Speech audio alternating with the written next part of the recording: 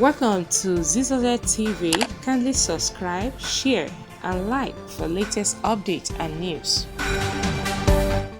Fellow Nigerians, as I address you today, I am deeply aware of the struggles many of you face in these challenging times.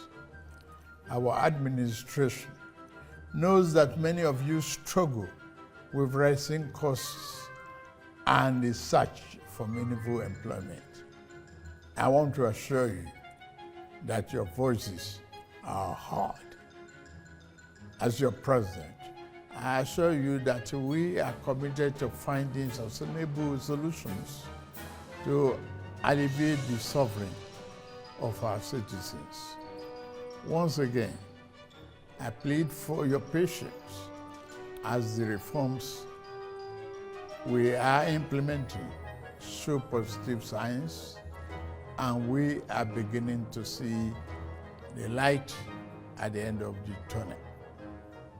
Exactly 64 years ago, our founding fathers chose democracy as a form of government and launched the dream of a great country that would lead the rest of Africa out of poverty, ignorance, and underdevelopment. A beacon of hope for the rest of Africa and the world.